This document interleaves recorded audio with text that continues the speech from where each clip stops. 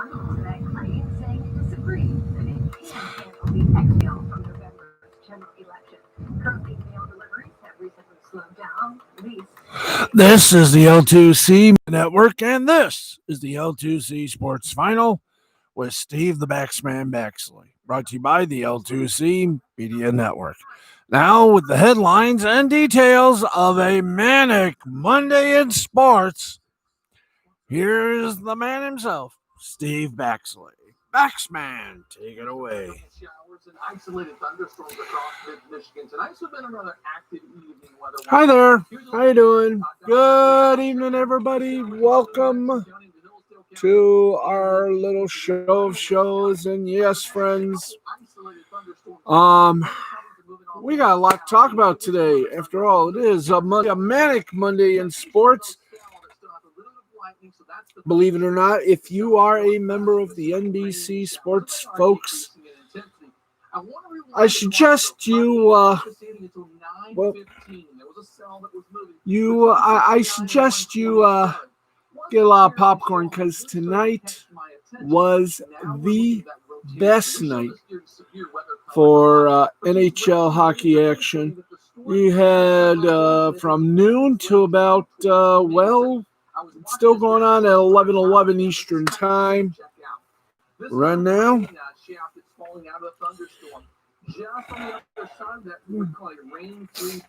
let's sports news, including some sports leftovers. This is going to be fun.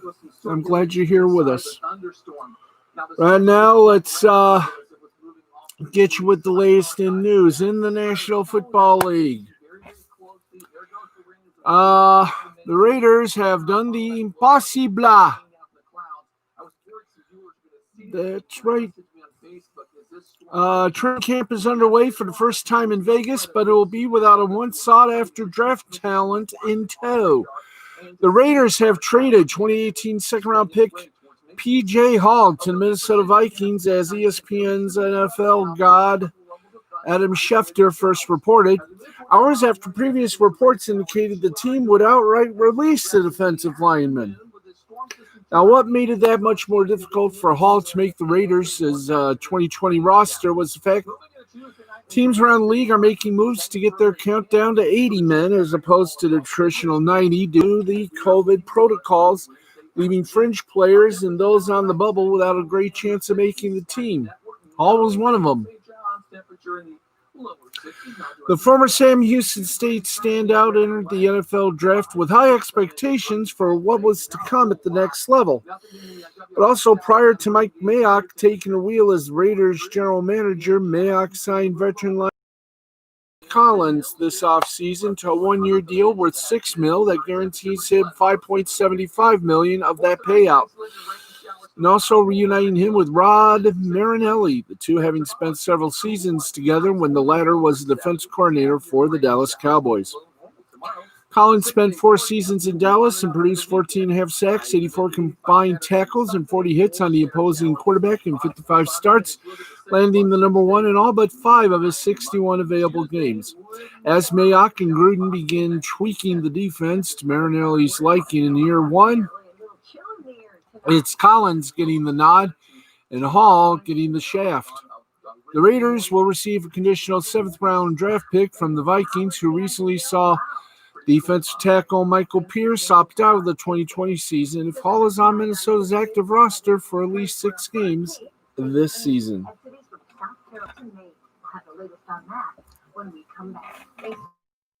And what can we say about report?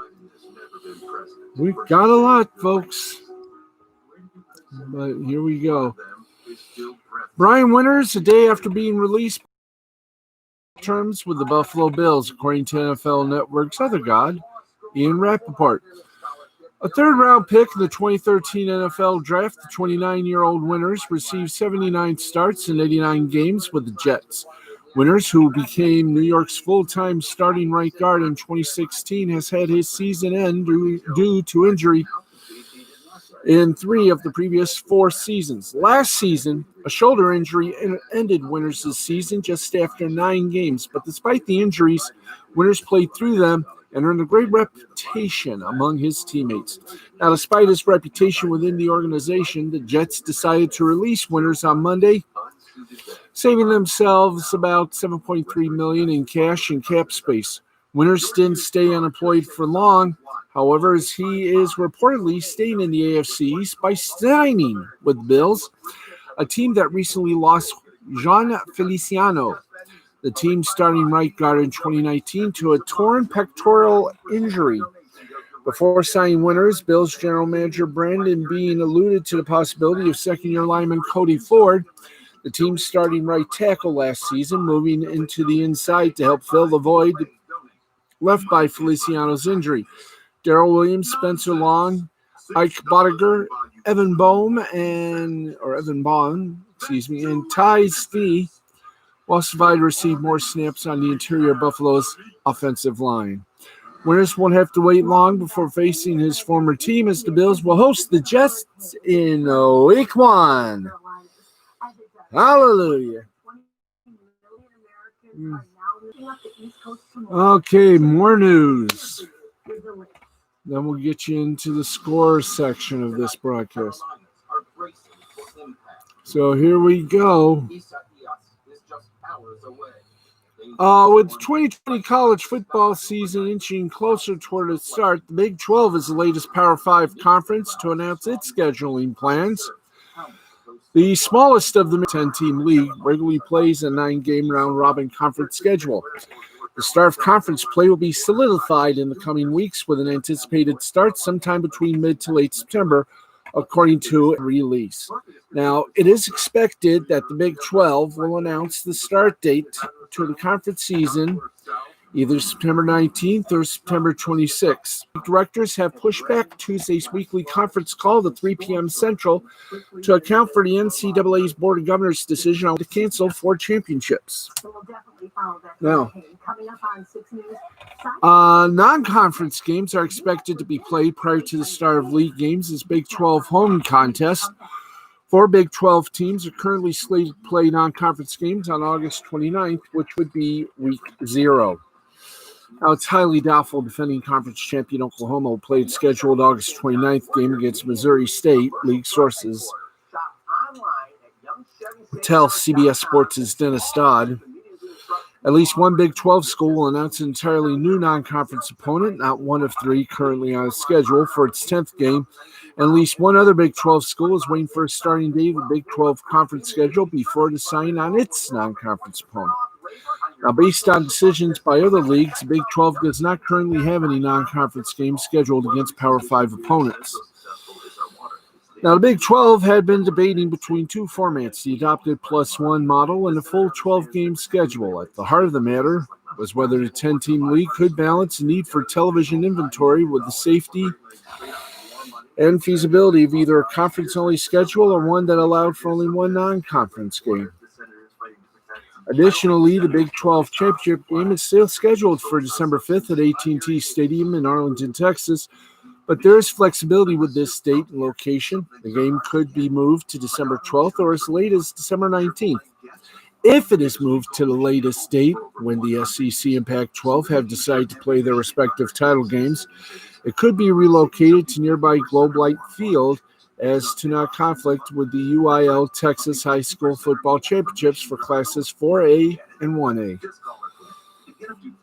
The ACC, Pac-12, and SEC have already announced their scheduling plans for the fall. The ACC will play 11 games, 10-game conference with 1 non-conference game, while the SEC and Pac-12 are playing 10-game conference-only slates. Big Ten, as the remaining power conference, have not yet announced its schedule for the upcoming season, though the league did state in July that it would only play conference games. The ACC will start games the week of September 7th, with the Pac-12 and SEC pushing their start dates back to September 26th.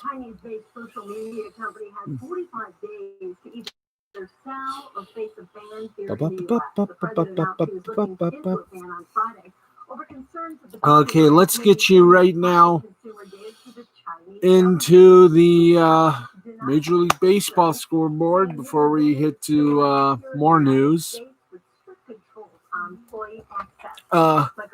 Let's hit it.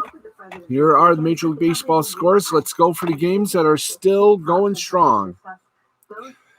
And those are the following. If everything can pump up very soon. Ready, boys? Let's get to the arrows. All right. Right now, in the bottom of the 8th inning, the White Sox lead the Brewers 5-4, 5-10-1 for the Sox, 4-9-0 for the Brews.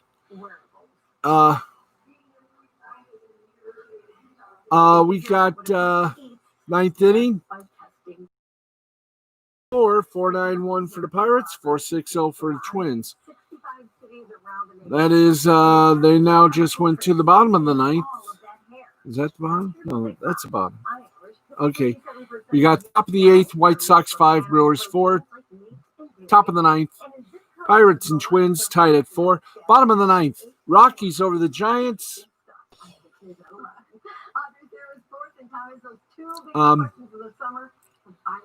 Top of the 7th, Padres over the Dodgers, 5-3, 5-7-1 for the Pods, 3-5-0 for the Dodgers. Bottom of the 7th, it's the Athletics over the Mariners, 9-1, 9-10-0 for the A's, 1-4-0 for the Mariners. Let's go over some final scores, shall we? Cincinnati Reds over the Cleveland Indians, Battle of Ohio, Part 1, 3-2, 3-4-1 for the Reds, 2-5-0 for the Indians. Gray with the win for the Reds, he's 3-0. Pleasiak for the Indians with the loss, he's 0-1, and Iglesias gets saved for the Reds. That's his first. Our players of the game were Gray for Cincinnati, 6 full innings pitched, 4 hits, 1 earned run, 8 strikeouts, and 2 walks. And Plesac for the Indians, the pitcher there, pitched 7 full, gave up 4 hits, 3 earned runs, 6 strikeouts, and 1 walk. Yankees over the Phillies, 6-3, 6-8-0 for the Yanks, 3-8-0 for the Phillies. Cole with the win for the Yankees is 3-0. Arrieta for the Phils got the loss, he's 0-1, and Britton got his 4th save for New York. Players of the game were Britton for New York, the pitcher, pitched 1 full inning, gave up no hits, no earned runs, 1 strikeout, and no balls or walks. No balls, no walks. Cole for the Yankees pitched 6 full, gave up 5 hits, 1 earned run, 4 strikeouts, and 1 walk. Mets over the Braves, 7-2, 7-9-0 for the Mets, 2-7-2 for the Bravos. DeGrom gets the win for the Mets. He's 1-0. Soroka gets the loss. He's 0-1. DeGrom, player of the game.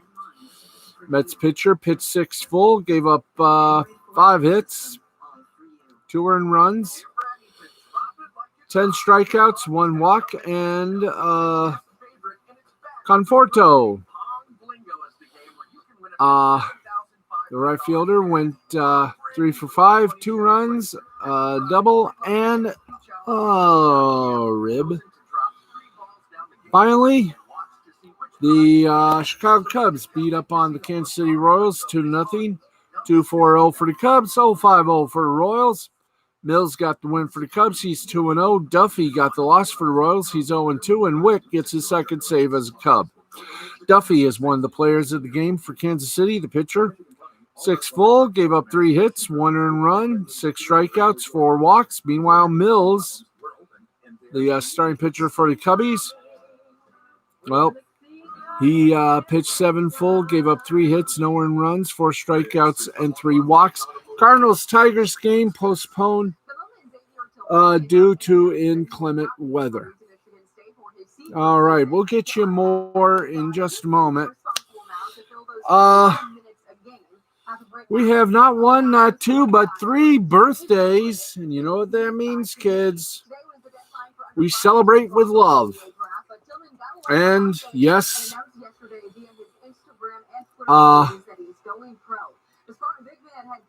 it's time for the tradition. So if you excuse me, you got to do it. pick up the mic and give a happy birthday song to 6 News Sports Director Audrey Dahlgren. Here it is, before your very earlobes. Oh, happy birthday to you. Happy birthday to you. Oh, happy birthday, dear Audrey Dahlgren. Oh, looking good in pink. Looking good in anything. Oh, happy birthday to you.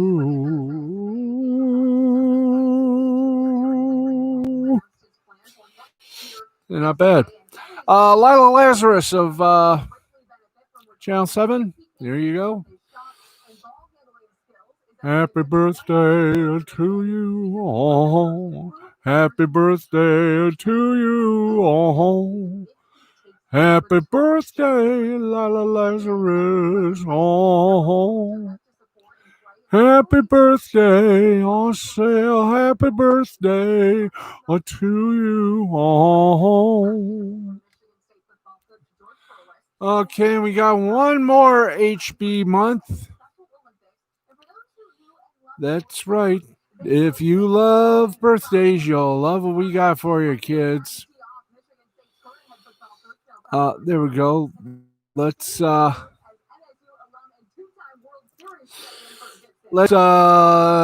this. Yes. Now then, we do have a birthday, and it's Beth Mccloud's dad's birthday. Yay! So, Beth, here's for your father. Oh, happy birthday to you. Happy birthday to you. Oh, happy birthday. Oh, happy birthday. I'll say a happy birthday to you.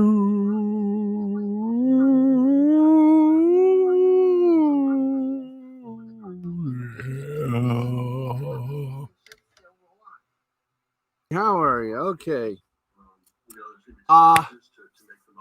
Boy, that's what you call their nice little tradition, isn't it? A little Elvis singing.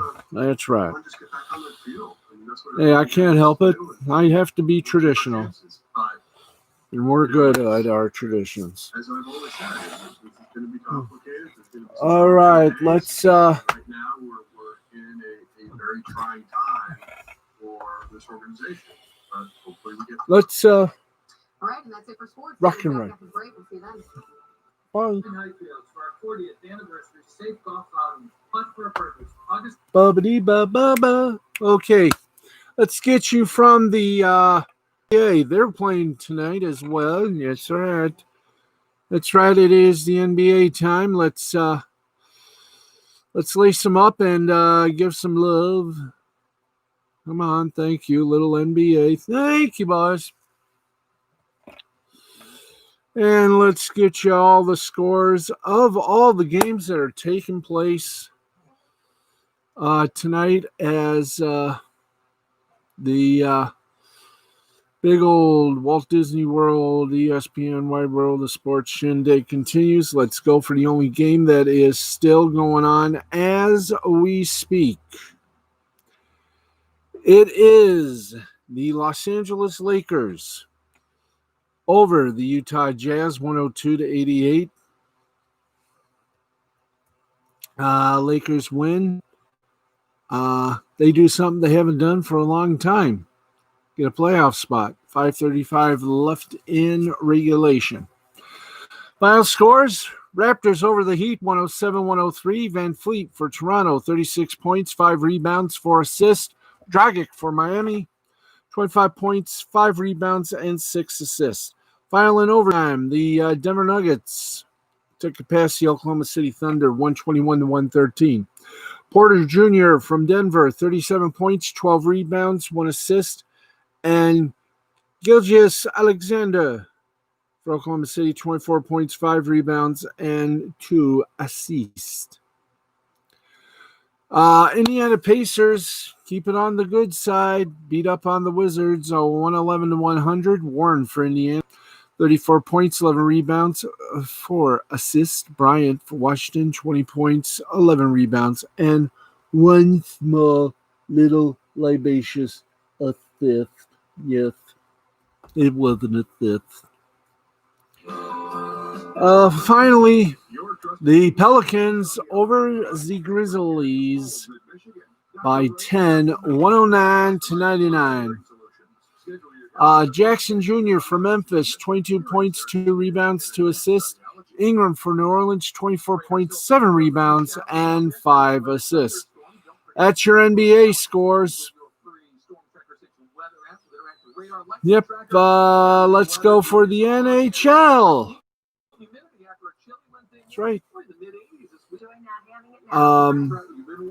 It's the Stanley Cup. Oh, thank you.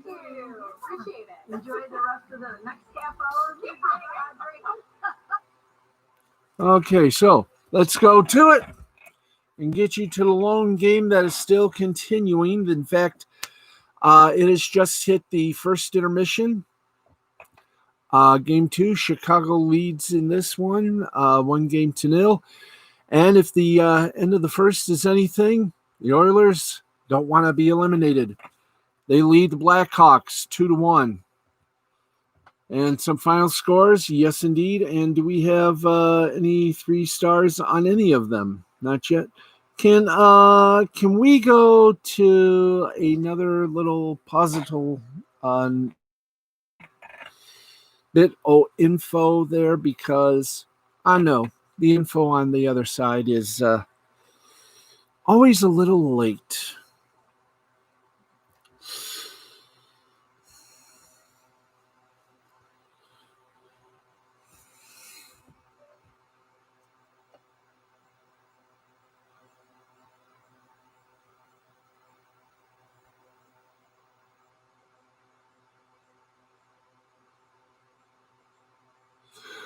Okay, so what we're going to do is get you the NHL scores. Hopefully everything's got the 3 stars on them. I don't know why the place that we usually have them just mesh. You know what I'm saying? Know what I'm saying? I'm glad you do. Okay, so but we got a lot on the plate. We're going for full order. So if you're ready, clap your hands and stomp your feet. We are mighty in our doings. Give me a few seconds here to delouse. All right. If you notice, we're not falling asleep. Okay. Let's get to it. The full scoreboard for tonight.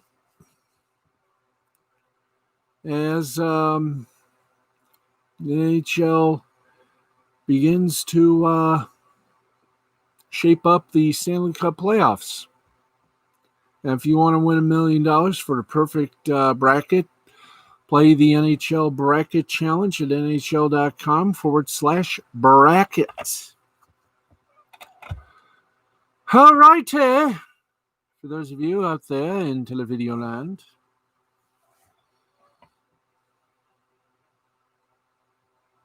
And here we go. Start of the second period. Oilers lead 2-1 over the Blackhawks. Let's go for some final scores. If we may, in the West qualifying game, that is. Chicago does lead the series 1-0.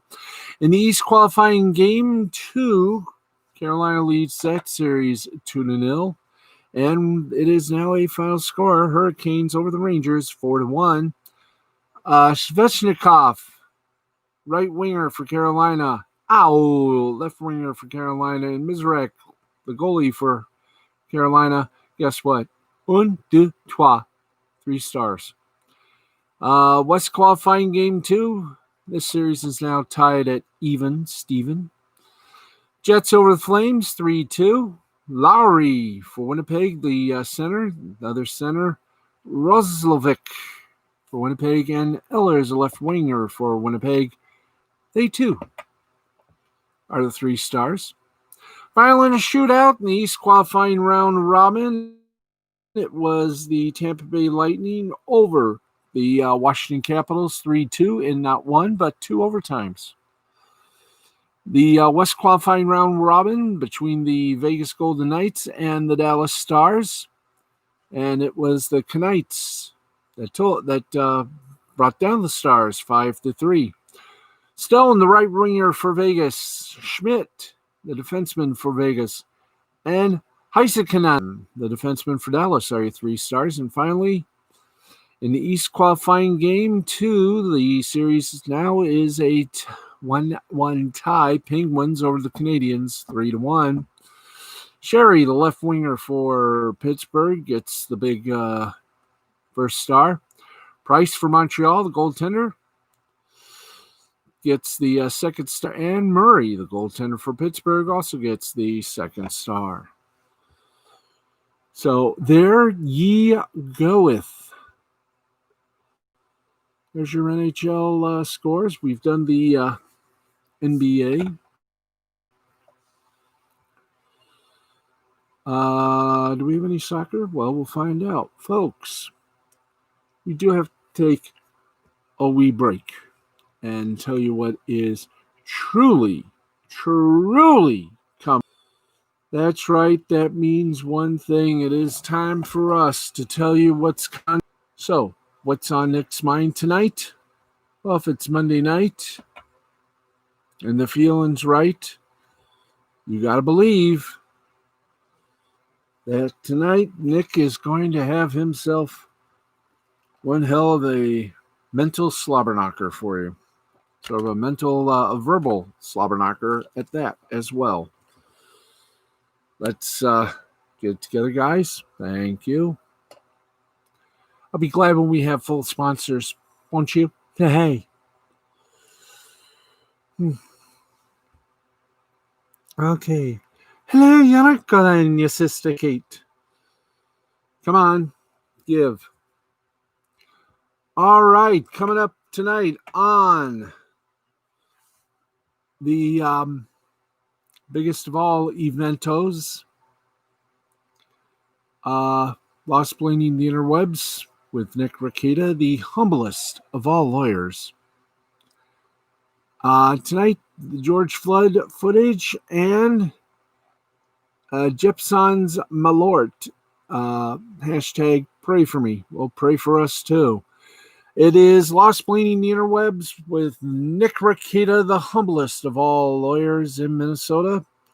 So grab some whiskey and join him tonight, live at midnight Eastern, 11 Central, for Lost Blaming the Interwebs, only on the Rakita Law channel, only on YouTube. There you go.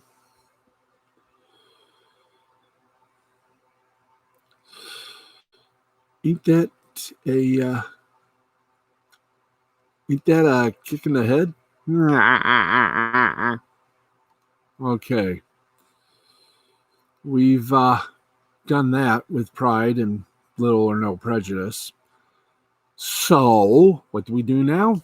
We go back for more headlines, of course. Okay, giving you back more headlines, which we do always here on this broadcast. And starting next week, we'll bring you a look at the weather as well. So there you go. Ball news. The St. Louis Cardinals outbreak has expanded.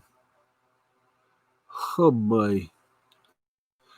The number of positive tests in the St. Louis Cardinals COVID-19 outbreak grew to 13 on Monday. Major League Baseball announced 7 positive tests were from players and 6 were from staff members.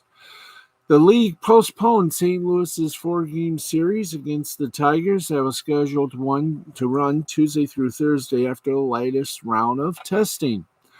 The Cardinals did not play their weekend series against the Brewers after learning of multiple positive tests late Thursday night. And now we'll have 6 games in a row postponed due to the outbreak. Major League Baseball is still playing on the Cardinals, playing the Cubs on Friday. The Cardinals are second baseball team dealing with an outbreak in a season that is not yet 2 weeks old. The Miami Marlins had 4 players test positive last weekend. That number grew to 18 over the course of the week. The CDC estimates COVID-19's incubation period can span 2 to 14 days, with the median time being 5 days. New infections then are recorded on a tag. Major League Baseball season was believed to be endangered entering the weekend based on comments Commissioner Rob Manfred made to Union head Tony Clark. ESPN's Jeff Bezos suggested the season could be scrapped as soon as Monday. Another team-wide outbreak, or even the suspicion of one within 10 days' time, might leave Manfred with no other choice. Now, another concern is whether the Cardinals spread the disease to the Minnesota Twins, their opponents and hosts earlier this week. The Twins have not had anyone test positive and were on the field for a 4-game series against Cleveland that started Thursday. If there's good news in that regard, it's that the team-to-team transmission during the game seems unlikely. Now, based on what's known about how COVID-19 transmits, the highest risk endeavors entail individuals spending a prolonged period at intimate distances amid a crowd in a enclosed or poorly ventilated setting. In other words, not outside on the field where players are largely spaced out and are seldom near each other for lengthy periods. The Phillies, who played a series against the Marlins, have not had a player test positive, the team announced on Saturday. Oh boy. Any more news like that, and we may be saying aloha to the infamous good guys.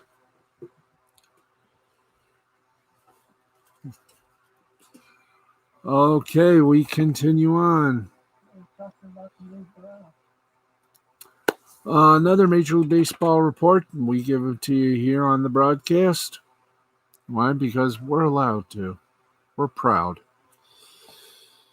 And, well, following the second poor outing in as many starts this season, Angels two-way star Shohei Ohtani was sent for an MRI on his pitching arm after his Sunday start against the Astros. He reported discomfort in his arm. He just recently returned to the mound after undergoing Tommy John surgery in September 2018. Now, there hasn't been a major update on this story. Well, let's do the update here. Update on Shohei Ohtani coming up. And if you will forgive us for a moment, we will gather that information for you. And as we do, okay, we got the update right now. It is forming.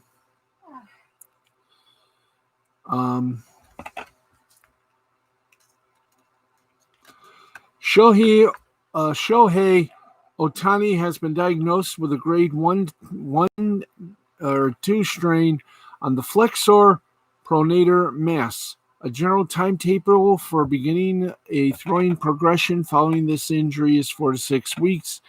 He's traveling with the team to Seattle, and his status as a DH is day-to-day, but then again, aren't we all?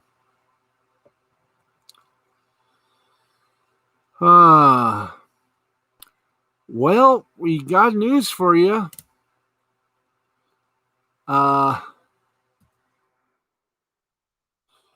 Yep, we do have some news for you, folks. And this one is pretty much offered.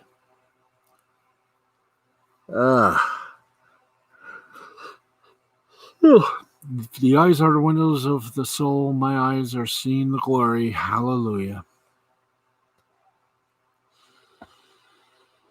Okay, we are waiting for things to go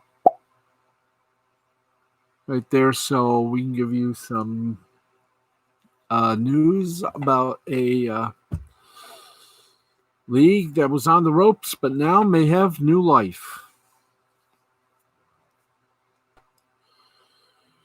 So, here we go. Okay, we've already had the report on Shohei.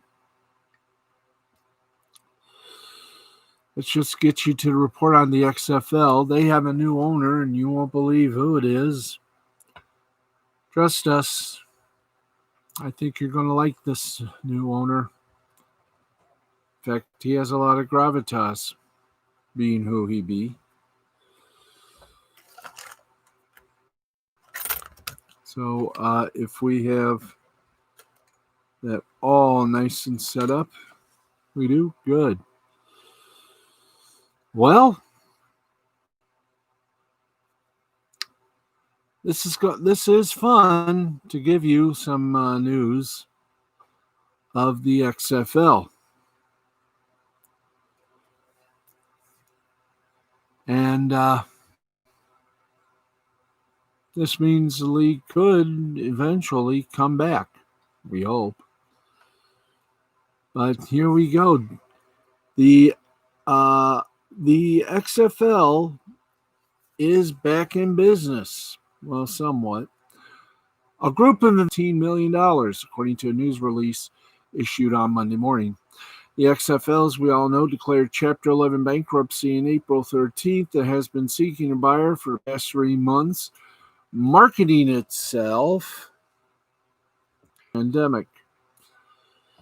Johnson and his investors, who include his business partner and ex-wife, Danny Garcia, along with Redbird Capital Partners, are making plans to play next season, Garcia told ESPN. In quotation, "We're planning for it," said that, but we're also being mindful as to what has actually been successful. It has been really interesting to see that in sports, when you create a bubble, your players are safe. When you don't, it's sheer chaos. We are a league because of the number of teams we have that actually can create a bubble environment. Those discussions are active as of this moment. So we continue on. Do we? Let's see. It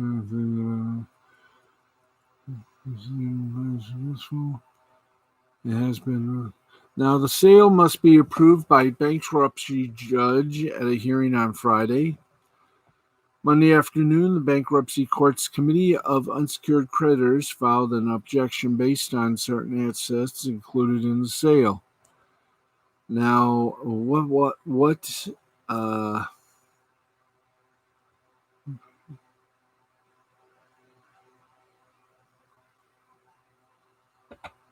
anyway, there we go. Let's keep talking here. The sale must be still approved by a bankruptcy judge at a hearing on Friday. Monday afternoon, the Bankruptcy's Court Committee of Unsecured Creditors filed an objection based on certain assets included in the sale. Garcia will have an executive position within the XFL and said that both she and Johnson will have a hands-on approach to running the league. Asked about hiring other executive-level leaders, she, quote, "We've been in close discussion with the current NFL management team. XFL President Chief Operating Officer Jeffrey Pollock is among the league's few active employees. Most were laid off on the 10th of April. The XFL has twice shut down after one season, first in 2001 and again earlier this year as a result of the pandemic. There has been a successful alternative pro football sprite, I should say, that we will introduce on a later show. There has been a successful alternative professional football league since the AFL forced a merger with the NFL in the 70s. But the XFL's owner, Vince McMahon, had been a determined apprehend, investing $200 million in the league's second incarnation, one that promised to reimagine the game, but the 8 teams suspended play after 5 weeks. McMahon considered bidding on the XFL himself early in the bankruptcy process, but ultimately decided against it. In a statement, Johnson provided a glimpse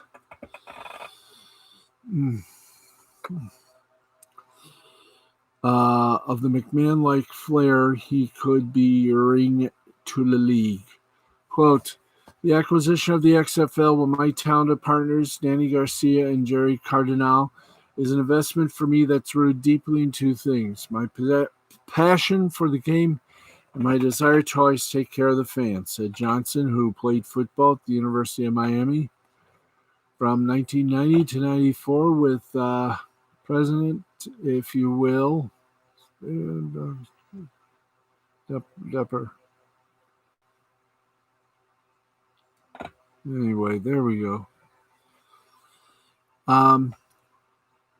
In statement, well, here's the statement. Oh, we've already read the Rock statement. Pollock had a statement calling the pending sale, quote, a Hollywood ending, end quote. Said that Johnson's investors are a dream team ownership group and the XFL is in the best possible hands going forward. Cardinal is managing partner and CEO of Redbird, which manages more than $4 billion in assets. Last year, it purchased a controlling interest in Toulouse Football Club, a French soccer team. November 8th, it invested $125 million in a new company that secures commercial rights for the NFL. Now, organizational plans for the newest version of the XFL, which will probably be 3.0, are not clear. McMahon fired XFL Commissioner Oliver Luck on April 9th, and Luck responded by suing McMahon for wrongful termination and is seeking $23.8 million. The lawsuit was on hold, awaiting the results of the bankruptcy. The league averaged 1.9 million television viewers per game, per sound, per life.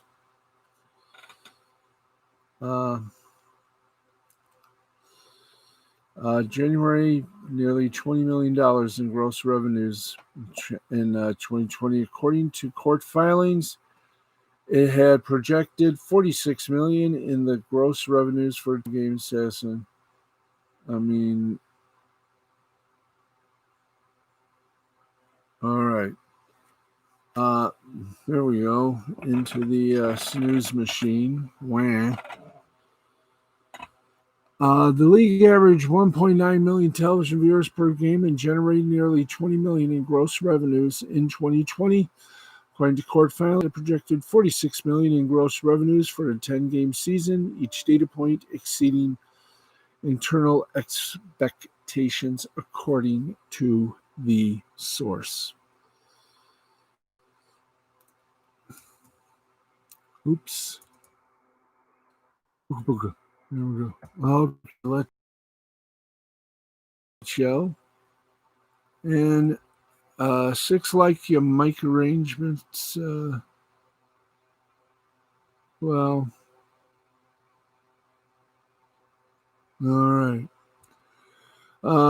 We've already made possible.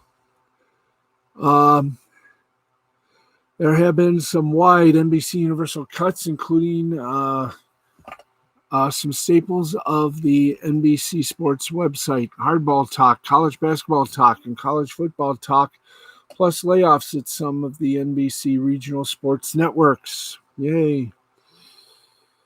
Longtime KNBR host Ralph Razor Barbieri,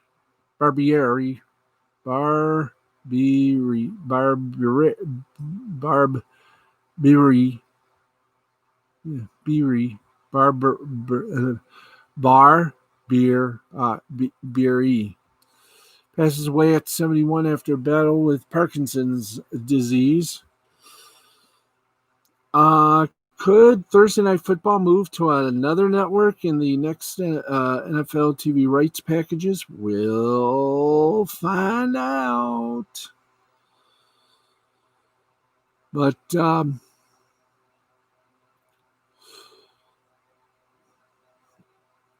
let's go to some sports leftovers. Now, WFAN New York Yankees WCBS Yankees broadcaster Susan Waldman sung the national anthem them, keeping a promise to. New York Yankees radio analyst Susan Waldman isn't one to back down on a promise, especially when she gets it. The WFAN broadcaster performed the national anthem for Friday night's game between the Yankees and the Boston Red Sox. Following threw out a challenge pitcher, Garrett Cole made to her in 2011. 9 years prior, when Cole visited Yankee Stadium as a member of the Pittsburgh Pirates, Waldman introduced himself to the star right-hander and said, "You're going to make a great Yankee when you get to be a free agent." Now, according to New York Daily News' Christian Eckert, Cole had a witty response to Waldman's prediction. "If I do, you have to sing national anthem on opening day." And let's find out how good she was, shall we? Oops, I forgot. We don't have the melange, the permission. But Cole obviously got the last word in the matter. We'll probably never know, but maybe he even insisted on Waldman singing the anthem, part of a signing his 9-year, $324 million contract with the Yankees. Now, Waldman performed the anthem from the Yankee Stadium broadcast booth due to COVID-19 restrictions. MLB protocols restricted her from being on the field. 9 years prior, when Cole visited Yankee Stadium as a member of the Pittsburgh Pirates, Waldman introduced herself to star right-hander and said, "You're going to be a great Yankee when you get to be a free agent." According to New York Daily News, Christian Eckert, Cole had a witty response to Waldman's prediction. Quote, "If I do," he said, "you'll have to sing the national anthem." That's it. Okay, we are. We are. We're 10 minutes away from ending our first show, our first return to an hour form here. So let's go hand in hand, say hello to the folks in Facebook land. Say hello to Samantha O'Neill, Casey Ann, Gary Cram,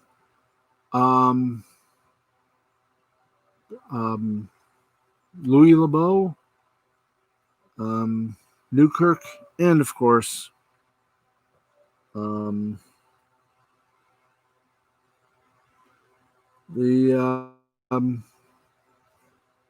little full on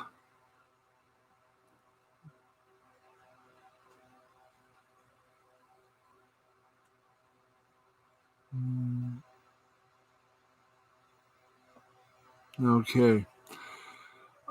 Yuki Tanaka. Oh, well, we're going to do it this way. Angela P. Payne, Brenda Gaminsky, Yvonne Marie Pickrell, Tony Pickrell, Michael Pickrell, Alabama Cole,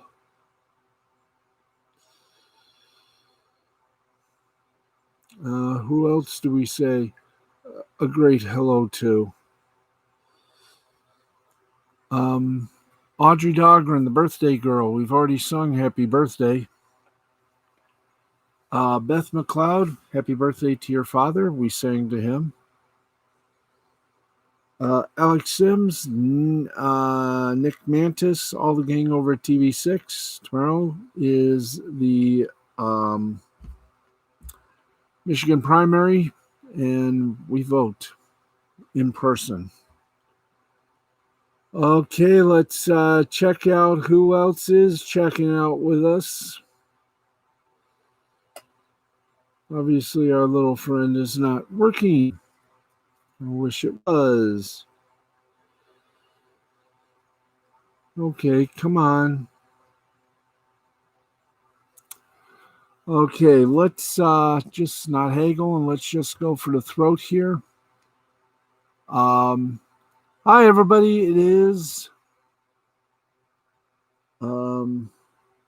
Beer Cellars and Lambo. It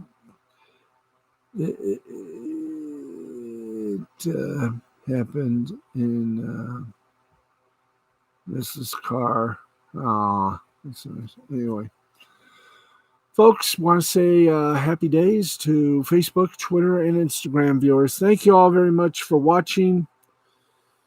I at least did it without falling asleep. Well, except maybe twice. So until tomorrow at the same time, Steve the Baxman Baxley for everybody here at the Sports Final and at L2C Sports. Good night. May your favorite teams always be winners.